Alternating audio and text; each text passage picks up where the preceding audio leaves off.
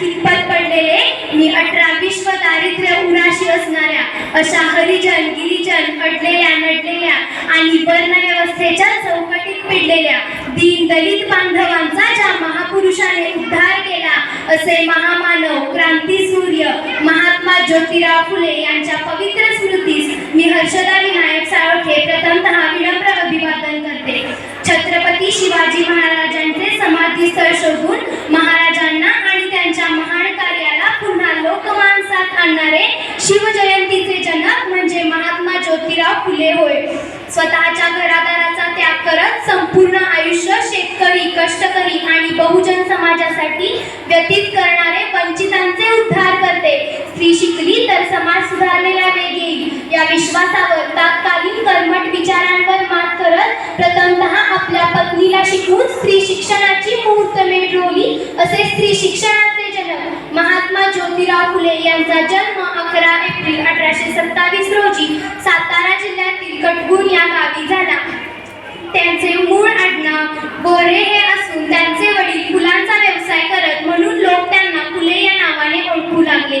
दुःखी पीडितांचा तो दुःखहर्ता, दुःखी पीडितांचा तो दुःखहर्ता, विद्येचा तो महान दाता, विद्येचा तो महान दाता. तहानलेल्यांचा त्यांनी तृप्त केला आत्मा, तहानलेल्यांचा त्यांनी तृप्त केला आत्मा, म्हणून नाव पडले त्यांचे महात्मा, म्हणून नाव पडले त्यांचे महात्मा. महात्मा गांधीजींनी ज्यांचा खरे महात्मा असा उल्लेख केला असे महात्मा. सामाजिक क्रांतिकारक असा स्वातंत्र्यवीर सावरकरांनी ज्यांचा उल्लेख केला असे महात्मा. सामान्य शेतकरी कुटुंबातील ज्योतिबा आपल्या कार्याने महान बनले. विद्येविना मती गेली, मतीविना नीती गेली, विद्येविना मती गेली, मतीविना नीती गेली, नीतीविना गती गेली, गतीविना वित्त गेले, नीतीविना गती गेली, गतीविना वित्त गेले, वित्तविना शूद्र खचले, इतके अनर्थ एका अविद्येने केले, वित्तविना शूद्र खचले, इतके अनर्थ एका अविद्येने केले. ज्योतिबा म्हणत शूद्र अतिशूद्रांच्या गुलामगिरीचे दुःखाचे कारण अविद्या अज्ञान आहे. जैसे बोलणे बोलावे तैसे चालणे चालावे, मग महत लीला स्वभावाचे अंगी पाने. या वचनाची सार्थकता सिद्ध करणारा महात्मा म्हणजे महात्मा फुले होय.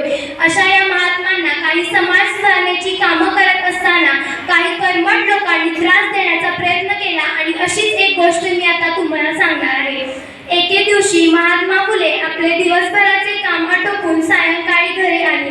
दिवसभराच्या कामाचा कंटाळा म्हणून ते विश्रांती घेत होते आणि तेव्हाच त्यांना झोप लागली. मध्यरात्रीची वेळ होती. समईचा मिळमिळता प्रकाश होता. मध्यरात्रीच्या वेळी काहीतरी आवाजामुळे त्यांना जाग आली आणि त्या समईच्या मिळमिळत्या प्रकाशात त्यांना 2 आकृत्या पुसटच्या दिसल्या. त्यांनी मोठ्या आवाजात विचारले, कोण आहे तिकडे? त्यावर त्यातील एक व्यक्ती म्हणाली, आम्ही तुमचा निकाल लावण्यास आलेलो आहोत. त्यावर दुसरी व्यक्ती म्हणाली, आम्ही तुम्हाला यमसदनास पाठवण्यासाठी आलेलो आहोत. यावर महात्मा फुलेंनी अगदी न घाबरता विचारले, अरे पण मी तुमचं काय वाकडं केलंय? त्यावर ते दोन्ही मारेकरी म्हणाले, आमचं आणि तुमचं काहीच वैर नाही. मग महात्मा फुले म्हणाले, मग तुम्ही मला का मारताय? त्यावर ते दोन्ही मारेकरी म्हणाले, तुम्हाला मारण्यासाठी आम्हाला पाठवलेलं आहे. महात्मा फुलेंनी विचारले, मग तुमचा काय फायदा? यावर ते दोन्ही मारेकरी म्हणाले, तुम्हाला मारण्यासाठी आम्हाला प्रत्येकी 1,000 रुपये मिळणार आहेत.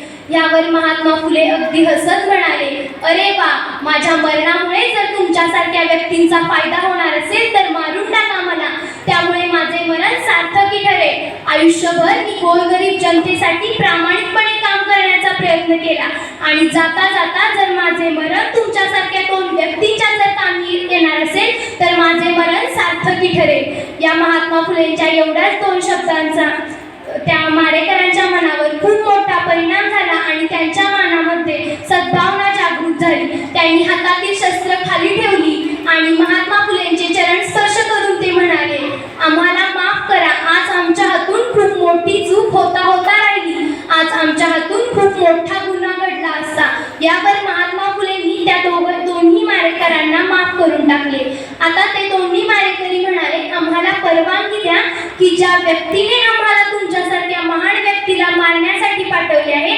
आम्ही त्यालाच मारून टाकू आणि त्याला अद्दल घडवू. यावर महात्मा फुले म्हणाले, सुडाचे सुडबुद्धी हे खूप चुकीचे आहे. प्रत्येक व्यक्ती आपापल्या पद्धतीने काम करत असते आणि आपण त्याला त्याचे स्वातंत्र्य दिले पाहिजे. या महात्मा फुलेंच्या एवढ्याच 2 शब्दांचा त्या मारेकऱ्यांवर खूप मोठा परिणाम झाला आणि तेच 2 मारेकरी पुढे जाऊन महात्मा फुलेंचे सहकारी बनले. त्यापैकी एक होते रोडी तर दुसरे होते ज्योतिबा नामदेव. अशा या महात्मा फुलेंनी अस्पृश्यांसाठी आपल्या घरातील पाण्याचा हौद खुला करून दिला.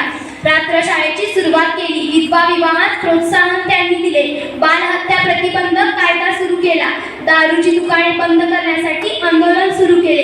या आणि अशा असंख्य समाजहिताची कामे करून महात्मा फुलेंनी समाज सुधारणेचा झेंडा सर्वदूर पसरला. विचार करा मित्रांनो,